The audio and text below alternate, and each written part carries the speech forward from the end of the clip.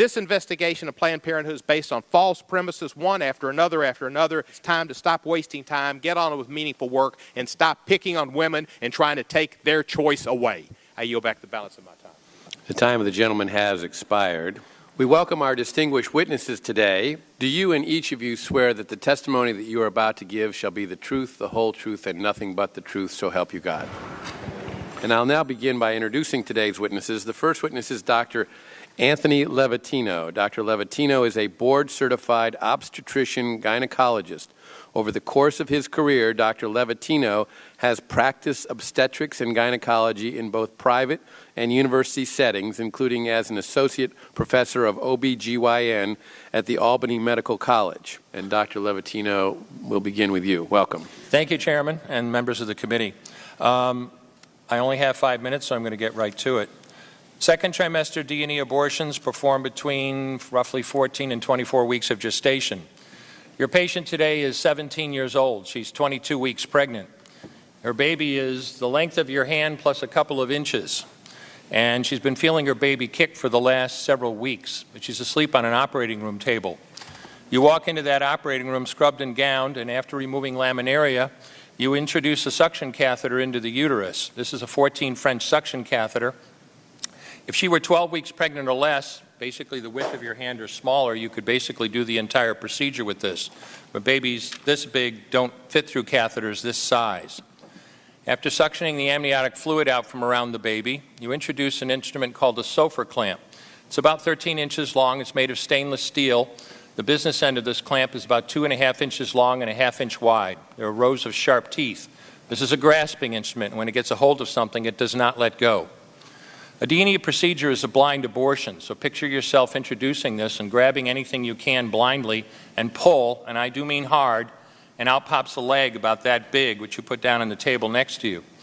Reach in again, pull out an arm about the same length, which you put down on the table next to you, and use this instrument again and again to tear out the spine, the intestines, the heart and lungs.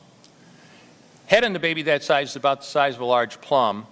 Can't see it, but you pretty good idea you've got it if you've got your instrument around something and your fingers are spread about as far as they go. You know you did it right if you crush down on the instrument and white material runs out of the cervix. That was the baby's brains.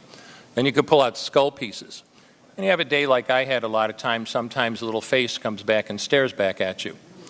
Congratulations, you just successfully performed a second trimester D&E abortion. You just affirmed her right to choose. One more question, Dr. Levatino. Why did you end your practice of doing abortions?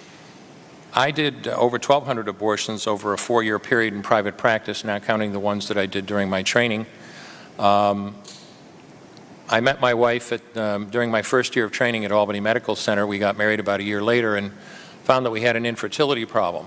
After years of failed infertility treatment and several years trying to adopt a child, we were blessed with adopting a little girl that we named Heather in August of 1978. As sometimes happens in those situations, my wife got pregnant the very next month, and we had 2 children 10 months apart. 2 months short of my daughter Heather's 6th birthday, she was killed in an auto accident and literally died in her arms in the back of an ambulance. Anyone who has children might think they have some idea of what that feels like, but unless you've been through it yourself, you have no idea whatsoever. I know people find it hard to believe, but what do you do after a disaster? You bury your child and then you go back to your life. And I don't remember exactly how long it was after my daughter died that I showed up at Albany Medical Center OR number 9 to perform my first second trimester D&E abortion. I wasn't thinking of it as anything special. This was routine to me. But I reached in, literally pulled out an arm or leg and got sick. You know, earlier on I described stacking up body parts on the side of the table. It's not to, gross people out, to use a simple term.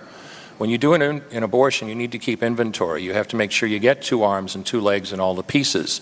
If you don't, your patient's going to come back infected, bleeding, or dead. So I soldiered on and finished that abortion. And I know it sounds, as I said, hard for people to believe, but I'm telling you straight up my experience.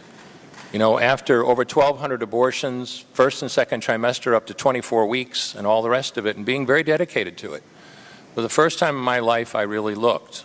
I really looked at that pile of body parts on the side of the table, and I didn't see her wonderful right to choose, and I didn't see all the money I just made. All I could see was somebody's son or daughter. And I stopped doing late-term abortions after that, and several months later stopped doing all abortions. Thank you.